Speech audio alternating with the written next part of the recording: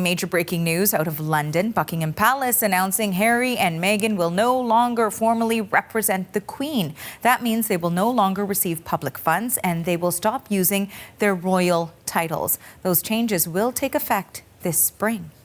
So, Katie Nicholl is now joining us for more on this. She is a royal correspondent for The Mail on Sunday and Vanity Fair, and also the author of Harry, Life, Loss and Love. She joins us now from London. Thank you so much for joining us on this Saturday, Katie. It's my pleasure. It's a big news story. As you can imagine over here, it really has, well, the phone hasn't stopped ringing, put it that way. And in terms of your initial reaction to this latest news, that in fact it feels like it's a full removal in the sense of not just senior royal duties, but not to use the terms His and Her Royal Highness as well. How sort of shocking or unusual is this move? When you actually think about it, it's not that shocking, because I think historically when royals have tried to have one foot in the royal family and one foot in a so-called independent life, it simply hasn't worked. I'm thinking of the Countess of Wessex, who tried to pursue a career as a public relations expert when she married Prince Edward. Prince Edward himself trying to run a television business while also being His Royal Highness. It's that difficult marriage, I think, of trying to have an independent role and capitalise on that whilst also representing Her Majesty the Queen. It's really interesting, I think, that on the couple's website, which is undergoing a few changes now in light of tonight's statement, that they talked about a progressive new role within the royal family. While the royal family does modernise, I mean, the Queen sends tweets, it is an age-old institution, and I think that idea of tradition and everything we expect of the monarchy doesn't quite sit well with that idea of a progressive new model that Harry and Meghan want to pursue. So I would imagine that it must be with a heavy heart for Prince Harry to give up the title that he was born with. He's not being stripped of it. And I think it's really important that people understand that it's not being taken away from him. He remains a prince, he remains His Royal Highness, but they're not going to be using that title. They will simply be Harry, the Duke of Sussex, Meghan, the Duchess of Sussex. You know, you touched on the fact that leading up to the marriage of this couple, in fact, there was so much coverage about how this sort of seemed to be ushering in a new era of the monarchy, of the royals, that they were progressive, that they seemed so much more accessible to the public, or perhaps down to earth in some cases was used because of the public access that they were giving to the general public in terms of speaking. So I'm wondering what sort of broader implications this news is for the monarchy, means for the monarchy. Well, people are talking about it being a constitutional crisis, and I'm not sure it is a constitutional crisis. I mean, through circumstance and the Cambridges having 3 children, Harry slipped down from being the spare to the heir to the 6th in line to succession. And by the way, it's worth pointing out he keeps that position in succession as Archie keeps his 7th.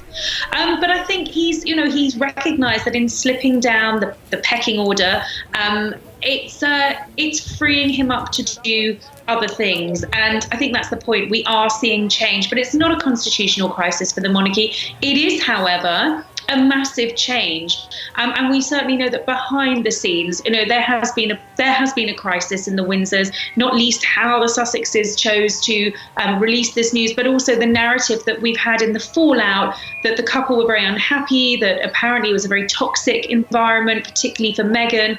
I don't think it's any secret that she's struggled with that new role in the royal family, the spotlight of being so in the public eye. And I've known Harry for some time. I've written books about Prince Harry, and I think it's very fair to say that there have been times in his life where he has actually wanted out of the royal family, and that weight of duty has been something that has been very heavy on his shoulders at point. And there's a lot of blame at Meghan that it's her fault this is happening. I mean, I don't know in Canada, but certainly over here it's being called Megxit. I don't think we can blame her entirely for all of this. I think she's the catalyst who's helped Harry to do this. And I think, we're sad to see them step down as senior royals. We understand also from tonight's statement they're going to be spending a lot more time in Canada, more time in Canada than over here in the UK. So I think there's a feeling of sadness over here. But I think most people just want to wish them well in their new roles. But this is a period of transition. We've got to see how this pans out.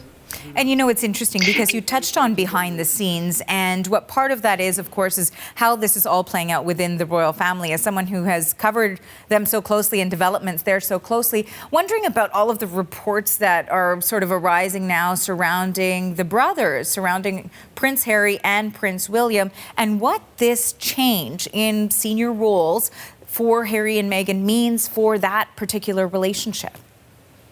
Well, it's a relationship that has clearly had ups and downs. We saw Prince Harry talk about that himself in that documentary he made when we were in South Africa with him. My understanding is the relationship isn't brilliant at the moment. I think it said a lot that Prince William didn't turn up at that meeting at Sandringham with the family until literally minutes before it started. I think the relationship is strained. It hasn't been easy behind the scenes. And I think everyone is hoping that moving forwards, now that the Sussexes have this new role for themselves, these new independent lives, that actually they can get to repairing some family relationships. How they'll do that when they're over in Canada rather than here remains to be seen. But I think it is everyone's hope, particularly that the brothers can reconcile. And I guess a lot of the questions that people also have in regards to them spending more time in Canada is, what about the finances and the security costs? So what do we know about what arrangement is sort of being hashed out right now for the royal couple as they sort of split their time between here and the UK? Okay, so finances was a big issue. Finances and titles were the key things that we needed to find what was going to happen. We've discussed titles. In terms of finances, the couple are not going to be taking any money from the sovereign grant, which is the money that British taxpayers essentially give to the royal family. They will still be taking money from the Prince of Wales. We don't know whether that's from the Duchy of Cornwall estate or whether that's going to be taken from Charles personally. We may not get those details. We also understand, and I think this is very much designed to placate the British public, that the couple are going to pay back the money that the British taxpayer spent on refurbishing their UK home, which they're going to keep, Frogmore Cottage. That was about £2.4 million. They are also going to pay rent on Frogmore Cottage, which they will continue to have as their UK base. But essentially, and what all of this boils down to, the loss of the titles, the stepping down from royal duties, it means that they can become financially independent. They can go out and cut deals. They can go and become public speakers, philanthropists, do the work that they really want to do. But the crucial point here is that it has to be in keeping and respectful to the Queen and the royal family as an institution. And I think that's going to be quite carefully mapped out for the couple with advisors and courtiers over here in the UK. And I guess the very final quick question for you is regarding security. Any answers on whether or not they'll have private security for themselves? At that stage, we simply don't know. We've been told that security is a private issue, and we're not sure whether it's going to be a bill that the couple pick up, whether the Canadians will pick it up while they're in Canada and we while they're in Britain. I think that's probably still being negotiated, and actually how much of that we discover remains to be seen, because, as I say, the palace are insisting that that is a private issue.